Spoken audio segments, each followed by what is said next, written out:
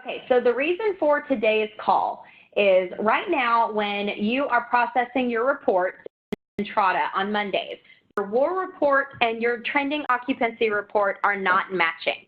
Sometimes it's only a discrepancy of 1, but I have some sites there's a delta of 8. And for sites that are 200 units, 8 units showing an additional trending occupancy, that's a 4% occupancy, so that's pretty high. So the reason that is happening is 2 reasons.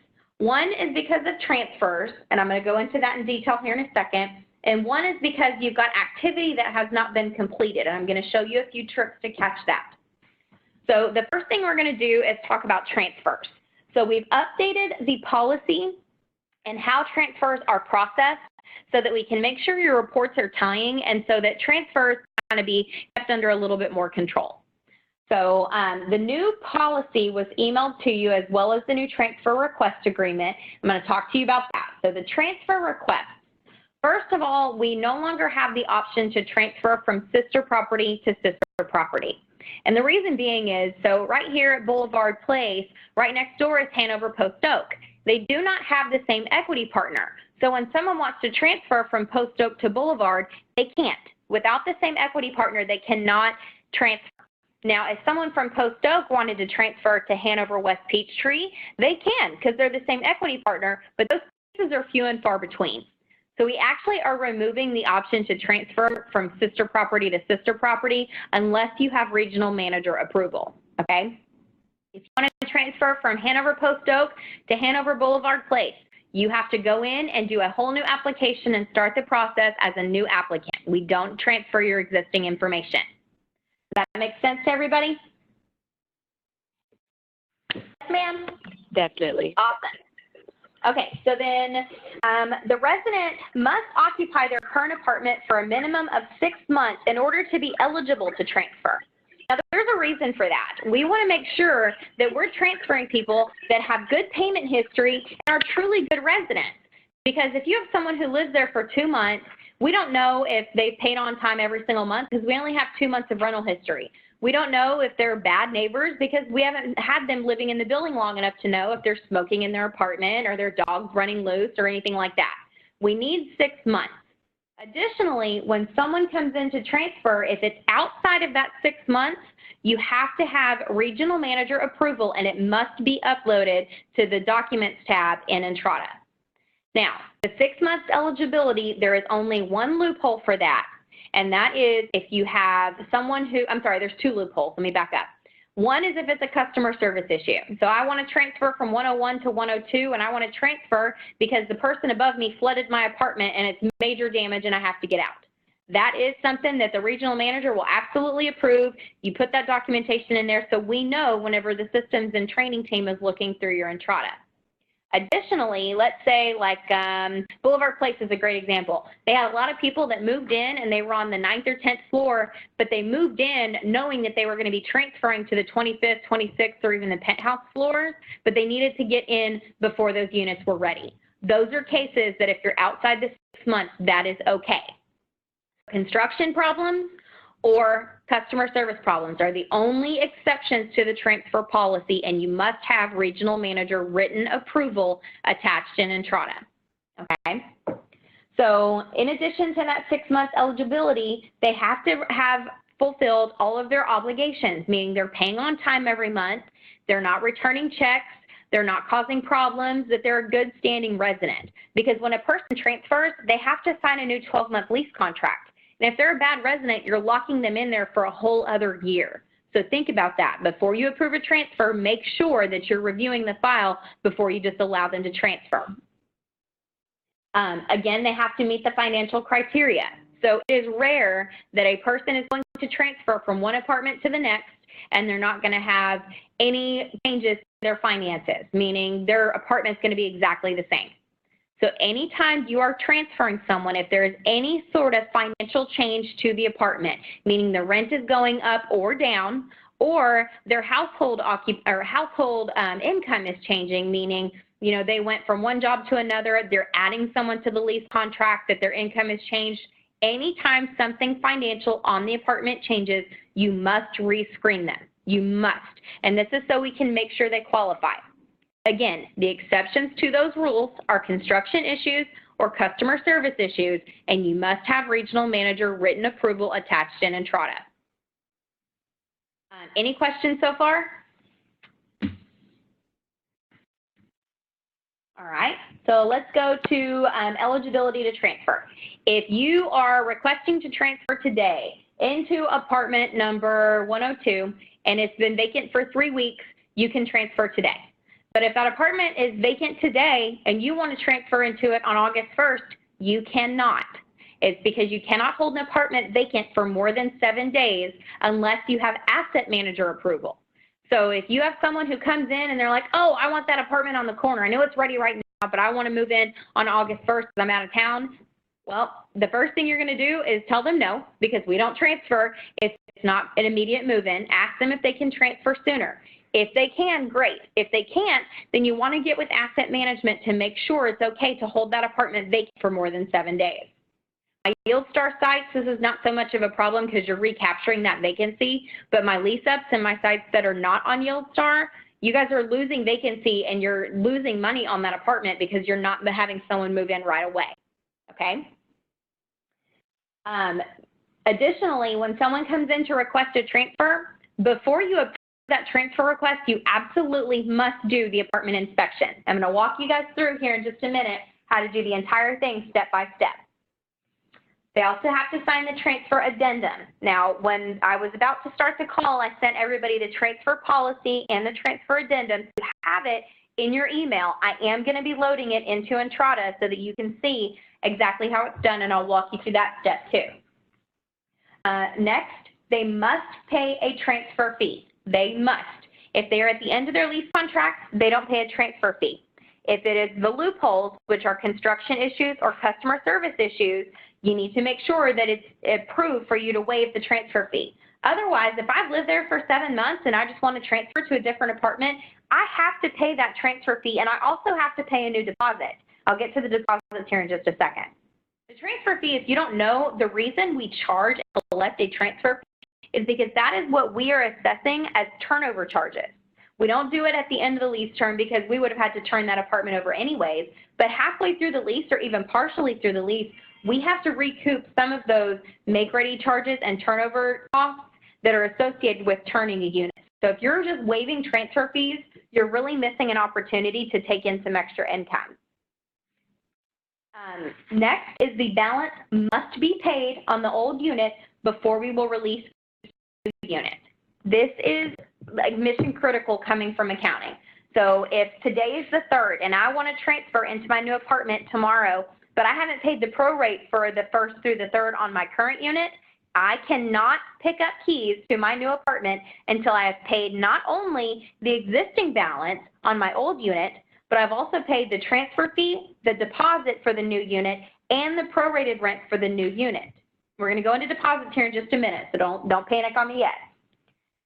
If you try and transfer someone with a balance on their old apartment has not been paid, Entrata will stop you. It will not allow you to process that transfer. You must pay the balance on the existing apartment before you process them and transfer them into the new one. I'm going to say that about 8 more times. Yes, ma'am. Sorry, it's Chelsea. I just have a quick question on that. Sure. So what about regarding like move-out charges? Because obviously we don't really know what's going to be fully charged to the apartment until they've completely vacated it. So is that kind of like an exception to this? Because I don't know how we would have them pay all the move-out charges prior to releasing keys if their apartment hasn't been completely vacated yet. So I'm just trying to figure out about that kind of section. I'm going to walk you through that process, actually, because it's a step-by-step process. Okay. So when they move out, balance that's on their current apartment, meaning any prorated rent or any, it's usually like around the 4th or 5th of the month when people haven't paid rent yet. If they try and transfer and say, well, I'll just pay the balance whenever I move, well, no, rent is due on the 1st. You pay rent on the 1st. So if you're trying to transfer someone in the middle of the month and paid and they have an existing balance on their account, then that's one thing. But when they move out, you go in, you have to charge the final utilities, you charge for any damages or any cleaning charges. You know, if they opted for the clean sweep or anything like that, you're going to charge that after the fact, and I'm going to show you how to do that. So it's not really an exception to the rule, but it's just part of the process. So I'll show you, Chelsea, though. Okay, thank you. Got it. All right, any other questions so far? Nikki, I do. It's Yen from Midtown Park. Hey, Yen. When you download the transfer addendum, are you required for us to also include a notice to vacate form so that way their current unit is on notice? I am changing that with today's call because I've updated the transfer request to show that. Cool. Okay. Okay, and there's actually, part of the policy and the process that's changing today will fix that. So let me show you what I'm talking about. But yes, that's a very good question, Yen. Notice to vacate required for move out charges. Sorry, I'm writing all your all of your questions down so I can make sure when I send a recap to everybody about these calls, I can give out some frequently asked questions type stuff too. Okay, so the next part, if you're on the call with me, any transfer request for units at a lesser price must be approved by asset management. This comes down directly from Bruce and from Jeb that if you have someone who is living in an apartment that's $2,000 and they decide that they just want to transfer to something that's only $1,500, they cannot do that, and their transfer request should not be approved until you have written approval from someone in asset management. Bruce, Jeb, Travis, Peyton, Charlie, any of them have to approve it first. You cannot transfer someone to a less expensive apartment without asset manager approval. This includes, you know, if it's a contract, they're like, oh, my rent's going up $2,000, but I see on the website you've got my unit leasing for $1,500, still has to be approved by asset management. You can't just transfer them. Now, that being said, anytime you have to go to asset management, make sure when you're emailing them, including details, don't just ask, hey, can I let them transfer to a less expensive apartment? Tell them, can I let them transfer to this apartment? It's $500 less per month, but they're going to move out and their lease is up for renewal and all the other details. Give asset management all of the details before you hit send on your email, okay? Next, any resident that's requesting a transfer that received a concession, they have to pay back the prorated concessions received on their current apartment. So for example, if I'm in apartment 101 and I'm transferring to apartment 102, I moved in January 1st, I'm 6 months into my lease and I got 2 months free and my rent's $1,000 a month. I got $2,000 upfront in concessions. I have to pay back 6 months of that, essentially half of it. So for mathematical purposes and for training, I have to pay back $1,000 of the $2,000 I got. That is going to be charged back using the concession chargeback code on the old apartment when you revise the FMO. Okay. Any questions on that? The concession chargeback, guys, how to do it step by step, including how to get the math, is on the Entrata transfer training, and I can send you that too if you want it after the training class. Okay. Hey, Nikki, this is Lonnie at Perimeter. I have a quick question. Hey, Lonnie. Hey, so the part that they're paying back, it's the part that they've already used or the part that they haven't used? The part that they haven't used. Okay, so if it's $4,000 and they've used $1,000, they're paying back $3,000. Exactly. Is that right? Okay. All right. So if my rent is $2,000 a month and I got 2 months free and I've only lived there for 3 months out of the 12 months, out of that $4,000, if you prorate it correctly, I should be paying back $3,000 because I've only lived there for a fraction of the time. And Lonnie, I'll send you the transfer training information if you want, or the transfer Entrata, so that you can see that, and it kind of explains it in detail. I'm waiting on asset management to give me a transfer or a prorate calculator that will be the chargeback calculator. So keep an eye out for that. I'll be sending that out as soon as I get it. All right, thank you. You're welcome. All right, so the next part is the resident has to sign a minimum of a 12-month lease term on the new apartment. Okay, again, like I said before, the only loopholes to that are customer service or if it's a construction issue. Otherwise, just a regular person coming in and wants to transfer to a new apartment, they have to sign a new minimum 12-month lease term, okay? And then the last part that's on the policy that's been changed is they must turn in keys for their previous unit within 48 hours of receiving the new apartment keys. Now, if I come in on July 1st and pick up my new apartment and I don't return them by July 3rd, I will be charged the additional rent for the 4th, 5th, 6, however long I keep the keys on the old apartment by revising the FMO. And Chelsea, this ties back into your question about, existing charges. How do you make sure that doesn't transfer? I'm going to walk you through that process here in just a second. Any questions on the policy and how it's changed?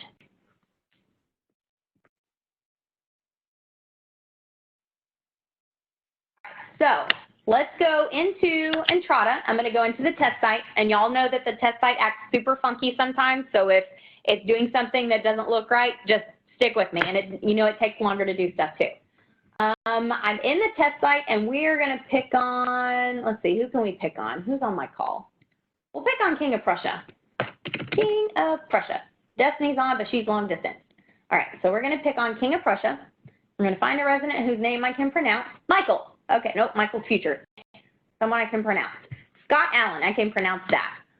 All right, so Scott currently lives in apartment 358. And this is how the process is going to go. And this is the important part, guys, because there's some very, very important changing pieces I'm going to walk you through. So Scott comes in and he says, I want to transfer. You tell Scott, okay, great. Scott, which apartment do you want to transfer to? What you're going to do is go to More Actions and click Schedule Transfer. But you're not actually going to complete the transfer yet. This is so you can search for the availability. You can also use your iPad and go into Site Tablet and search the availability there. But if you don't have it in front of you, someone's using your iPad's dead, whatever, it's all here. So you can go to Search for Unit, and Scott, okay, which apartment do you want to transfer to? You want to transfer into apartment number 624, and it's 1808? Great. So write that down, 624, 1808, Scott wants to transfer. Okay, it's available right now. Scott, you have to be able to transfer within 7 days. Can you move in between now and July 10th? For training reasons, Scott's going to say, yeah, I can move in today. Okay, great. So what you're going to do is then you're going to cancel out 624, number 1808 a month. All right, Scott, we're going to go and I'm going to create your transfer request. So Scott, we're going to create the electronic signature document for the transfer agreement. And remember, I said that the transfer agreement is changed. This is what it is going to change to. It's got less information in there that you have to provide. Before you had to put like, oh, what's the floor plan? What's this? What's that? No. All I want are the resident names, their current apartment number, the new apartment number, the move out date, and the move in date, okay? So you're going to create the transfer agreement. And Scott is now, this is where you're going to enter this stuff. He's going to also have the transfer fee pop up so that you can make sure he knows about it. You've gone through, you've created his transfer request, but you haven't actually put the transfer request in the system. This is because the next thing you're going to do is say, okay, Scott, let's go in and inspect your apartment. Are you available right now? Scott needs to be available right now to have his apartment inspected. And this is because of the next process. After you go through, you created the request. Okay, Scott, let's go inspect your unit. You're going to go to Residents. You're going to go to Inspections, and you're going to actually create the inspection. So you're going to create for King of Prussia, and your site will be the only one that pops up for you. You're going to create a move-out inspection, and it's the pre-move-out inspection. Inspected by the staff, and it's Unit 358, okay? This is where you have created the inspection now, and you're going to go into Scott's apartment and do the inspection manager to make sure all of his stuff looks good. So we're inspecting the apartment before we request the transfer and before we push the transfer request through and approve it, because if his apartment looks like Hiroshima 2.0, then you don't want to transfer him. Unless he knows he's going to be liable for thousands of dollars worth of damages and is fine paying it, okay? So everything looks good, pass, fail, pass, well, no, we're going to pass, pass, pass, pass, pass. But his carpet looks really bad. We need to replace it. And we're going to put notes in there. It's because of pet damage. And then you're also going to take the pictures. Remember, you're using your site tablet to do the inspection. Take pictures and attach them. Everything else looks great, though. No problem. We're going to go ahead and approve his inspection. He's good to go. So at this point, you've done his inspection. The manager is saying, yes, you can go ahead and approve his request to transfer, and you're good to go. All right? So you're going to go back to Scott. You're going to complete his transfer request. Put all the information in here, which again, it's not going to ask for all of this. It's only going to ask for the current unit, new unit, move out date, and move in date. Okay? So you've done all this. When you get back to Scott, now you're going to go in and do his transfer. So you're going to schedule his transfer. He's going to move out today and move in tomorrow. We're going to do, actually, let's do yesterday and today for training reasons. These dates cannot overlap. So if you go in and you say his move out date is the 2nd, but he's moving into his new apartment on the 30th, and this is because you want to be able to document, oh, he's got keys, he's taken possession of both units. Do not do that. They have to have separate dates.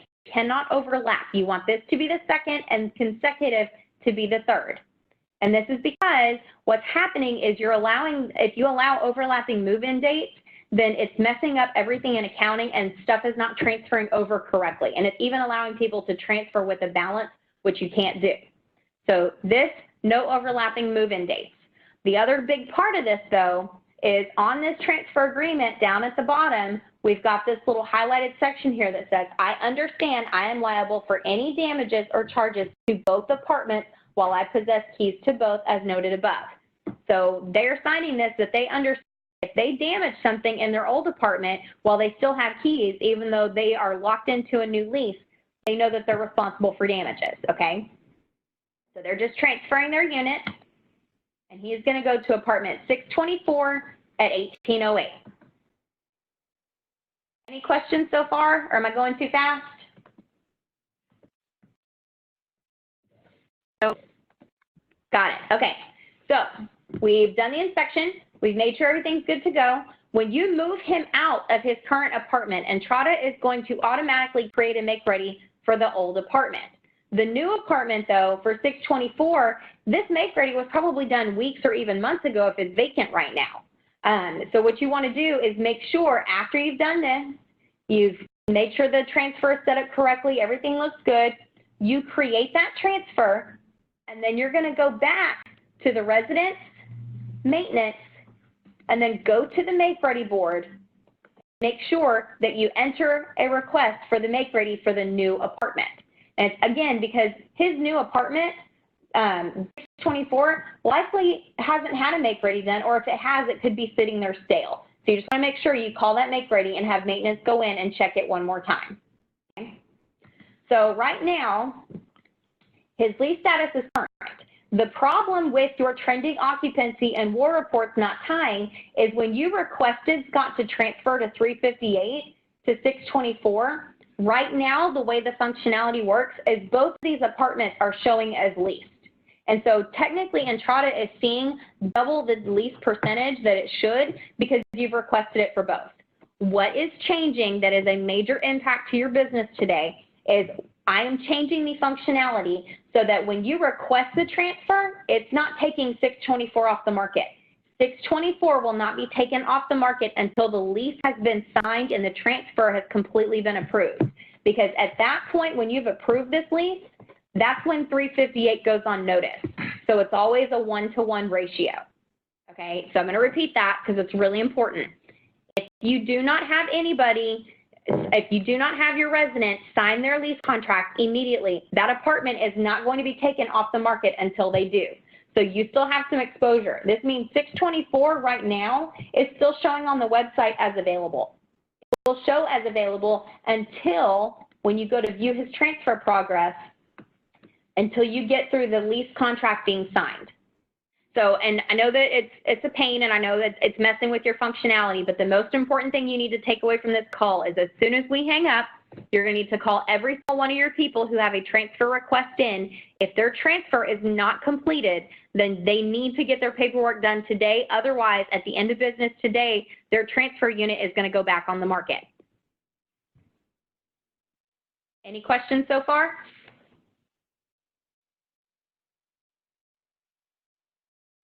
Okay. All right, so you've put in his transfer request and it's waiting to be approved. You should not be approving this transfer request unless they have paid the deposit to transfer into the new unit, they've paid the transfer fee, the apartment has been inspected, and they have the transfer request form all filled out. If you have all 4 of those, then you can approve this transfer request. So we've done all of that so far. He's good to go. So Scott is now getting ready to do the lease contract. Now, up until this point, you can change any of the transfer information. You can change the unit, you can change the move-in date, the move-out date, anything can be changed. But once you get to the lease contract and you have generated it, if you need to generate a lease, or once you've generated the lease contract and you need to make any changes, Entrada will not allow you to do that. You will have to start all over. You have to cancel the transfer and start it all over again. So if today I come in and I complete the transfer request, I sign my lease, I do everything, and then I call you on Friday and say, hey, I need to move in a day sooner, you are going to have to go back into Scott's original unit.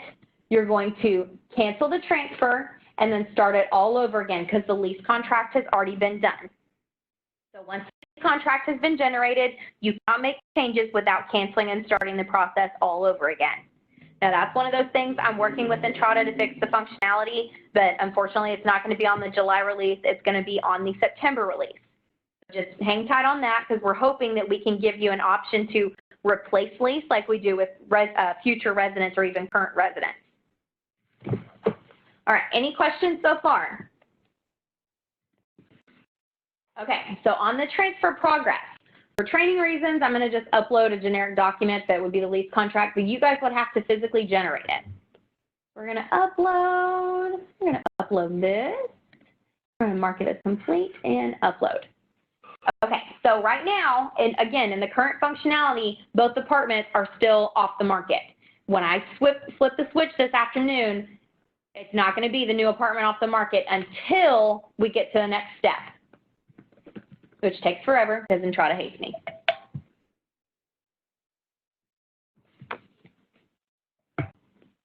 There you go. Okay.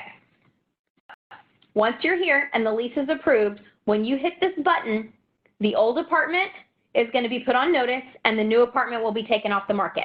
So this is the point that you now cannot make any changes to the lease or you can't make any changes. You will have to cancel it and start over again. Okay. So we're going to mark it as approved.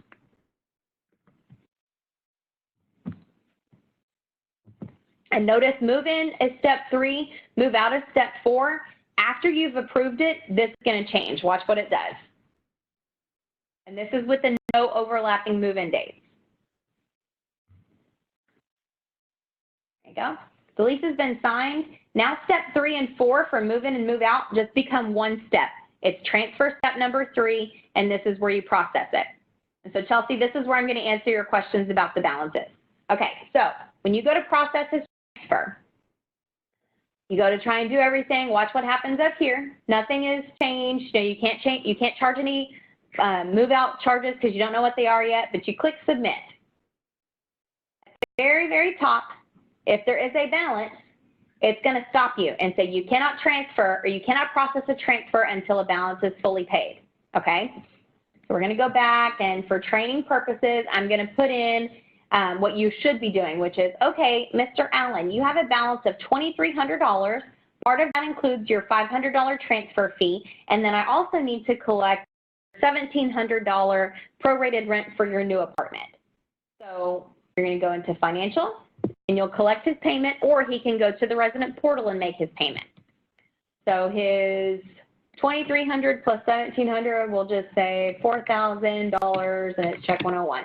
Okay, and this is paying balance plus transfer fee plus prorate for new unit. Okay, he's paying everything on this current apartment, and then the balance is going to transfer over. All right, so we're going to go back to view the transfer progress, and we're going to process this transfer now, and it will not give you that error. So this is the most important thing. Before you give them keys, you have to make sure there is not a balance on their current apartment and they've paid the balance on their new apartment. So let's submit.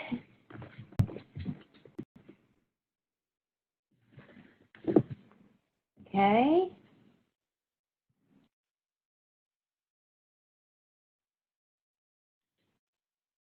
Give it a minute. Again, it's killing me here?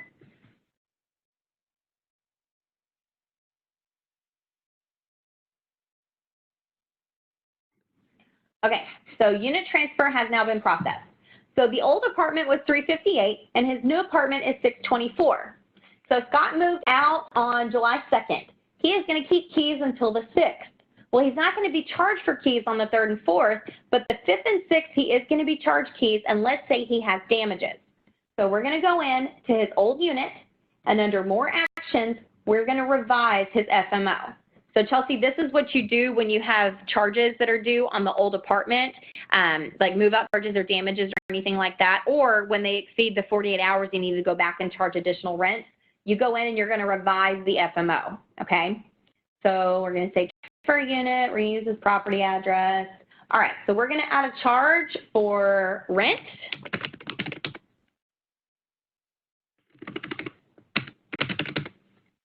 And this is going to be, let me see, 2-day prorate on old unit exceeding 48 hours per policy. That's going to be, we're going to charge him $200, and then we're going to also have damages, turnover, and then this is going to be carpet replacement for pet damage. We're going to charge him $100. There we go. So we've done all this and we've charged it. There are two options here. Do you want to perform the financial move-out or transfer all balances? We never perform the financial move-out, ever. Always transfer them all to the new lease. So click here and then submit. Now, I have two FMO processes happening right now. There's a new one, and a lot of my sites right now are transitioning to the new FMO process. If you are, then when you process the FMO, there will be a little blue message here. If you're on the old process, it's going to ask you to finalize. When you switch to the new process, it will not ask you this, but right now, if you see finalize FMO, click that. You're going to go and see down at the bottom again, it's already said your option is to transfer all balances and transferring $700. This is the only time you can transfer a balance from an old apartment. And the reason that we do it this way is because the rent for the old apartment, if they've held over for additional days, you want to charge the rent in the old apartment so it doesn't affect PR showing you're charging rent over the actual scheduled charges in the current apartment. Does that make sense? Okay, so you've done all this. You're going to go down to transfer all balances and then click submit. So right now for deposits, your deposits as of today and through Wednesday are carrying over as a new deposit. So if you paid a new deposit on the apartment 102 of $300, your existing department in 101 of $300 is moving over. So essentially it's showing a deposit total of $600. We have asked Entrata to change that functionality, and it's going to be on the release next week. So now, as of Wednesday, it will do the same thing that you already did. So your deposit in 101 of $300 will actually transfer as a beginning credit of $300. It won't transfer as a new deposit. So your deposit correction amount or your deposit amounts will be correct. Does that make sense? I had to explain that 3 times on the last few calls. So if you don't understand, I can re-explain it again.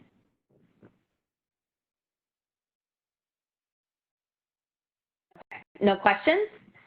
All right, so does anyone have questions on this so far, how the process is changing, what we're doing different to make sure your trending occupancy and WAR reports match? All right, so the last thing, under leads, go to the toolbox and leasing board. And I'm going to pick on Viridian because I know in the test site they're super messed up.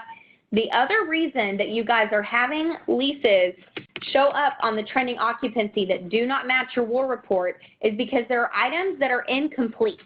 So on your leasing board for your property, select the status application completed, because application completed will show these plus completed, it shows all of these statuses.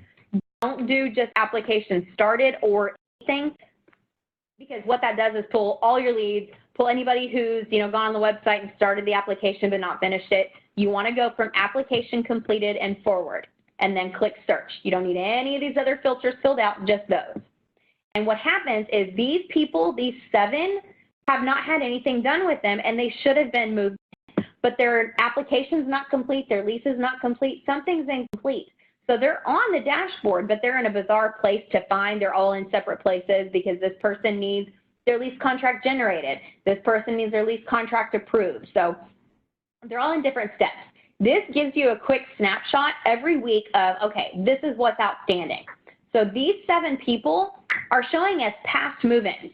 So they are on your WAR report under your net lease percentage, but they're not showing on the trending occupancy because the trending occupancy shows people who are supposed to move in the future. So this is part of the reason why your trending occupancy is also not matching. So your transfers and this needs to be corrected right away. I would say if you're not looking at this leasing board at least once a day, you're missing an opportunity there as well. So when we hang up, the very first thing you need to do is go to your reports and under search, click profile data.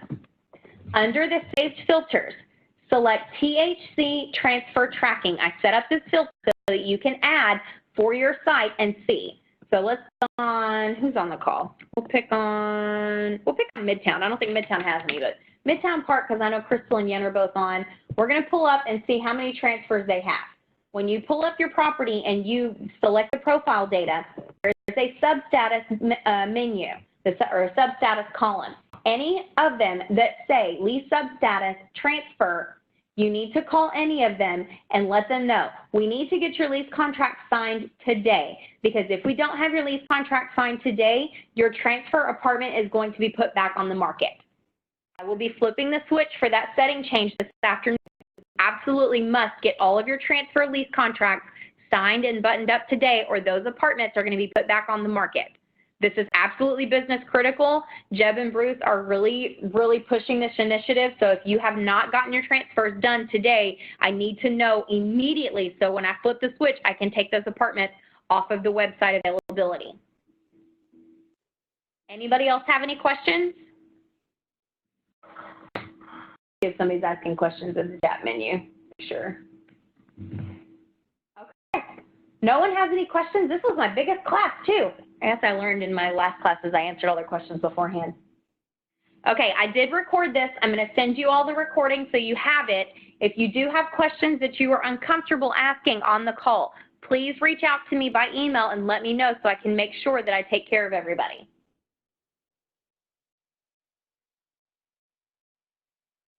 All right, guys, if that's it, I'm going to go ahead and end the meeting. You guys enjoy your 4th of July holiday and have a great afternoon. Thank you, Nikki. You too. Thank you. You too. Bye.